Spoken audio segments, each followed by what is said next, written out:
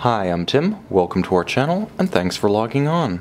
Today, we're discussing the Parmigiani Ovale Pantographe, 18 karat white gold. You can see this unique lacquer dial power reserve 8-day manual wind pantograph hand timepiece on our website.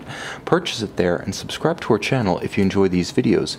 You can also click on the card in the upper right hand corner of the screen at any time during this video to see our full listing for this watch with additional accessories included, high resolution images for your desktop, and naturally complete pricing details for this Ovale Pantographe from Parmigiani Fleurier.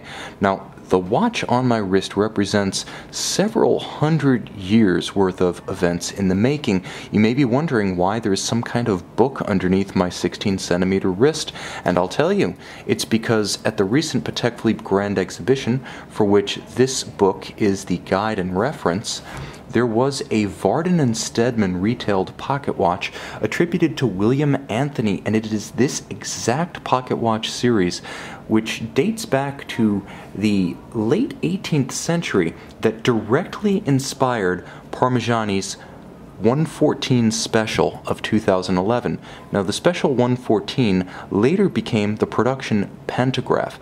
The Ovale Pantographe you see here representing a combination of wristwatch format, classical Parmigiani lugs, and that famed Varden & Steadman expending hand pocket watch. So let me just try to explain this. Before I go into fit and feel, you kind of have to see this to understand what I'm talking about. Extensible, handmade aluminum hands that trace perfectly the arc of a non-round dial.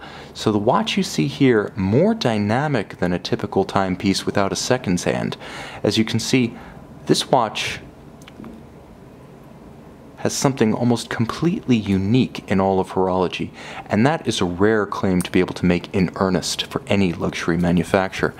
Now let's talk about the basic fit of the watch. On my wrist, it's big, there's no question about that. 38 millimeters across the round of the case, not inclusive of the crown. The watch is 12.8 millimeters thick, so not exceptionally thick given its complication. It does have a dramatically sloped case flank, including the bezel, that allows a dress cuff to ride up and over it. For all but the absolute tightest sleeves, this watch should be perfectly viable. It's a substantial 52 millimeters from lug to lug on my 16-centimeter wrist, but because of the shape of the lugs, you can see they really do hug the curve of your forearm.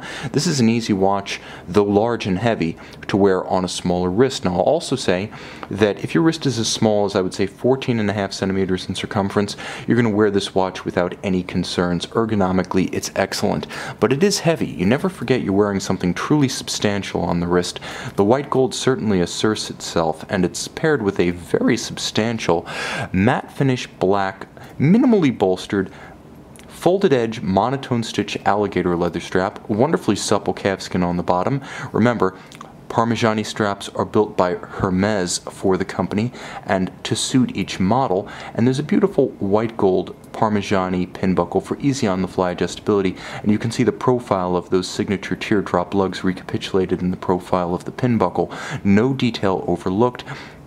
The case is all of high polish, but it has remarkably complex curves to it. You can see no line seems to turn in only one direction.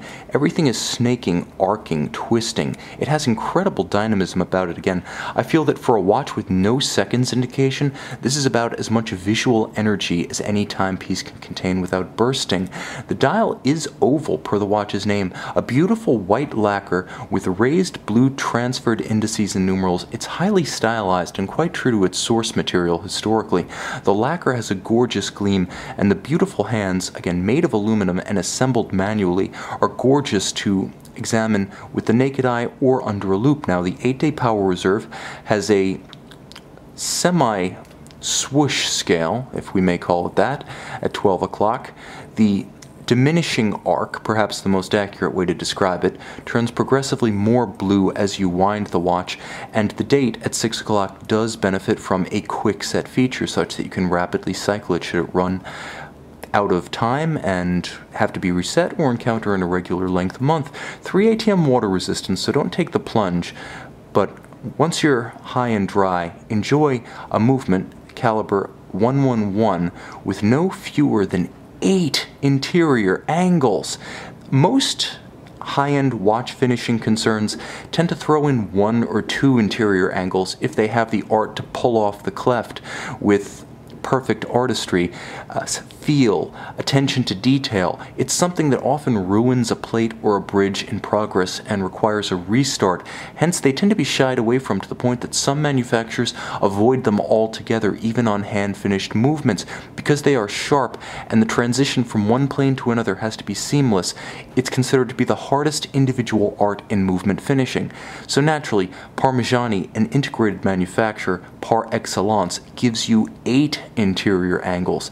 Now, the movement beats away at a traditional 21,600 vibrations per hour, features a gorgeous swan's neck micrometric regulation device. There's a linear Côte de Genève across the bridges, beautifully textured, and a very tight, even micro perlage across the base plate. All the screw heads are suitably polished and their slots chamfered. You can see the movement is a feast for the eyes. In the best tradition of manual wound calipers, you can see everything, nothing obscured by a winding mass. 28 jewels, 8 interior angles, 192 hours or 8 days of power reserve. This watch is superb and absolutely unique. You can see and you can purchase it on our website.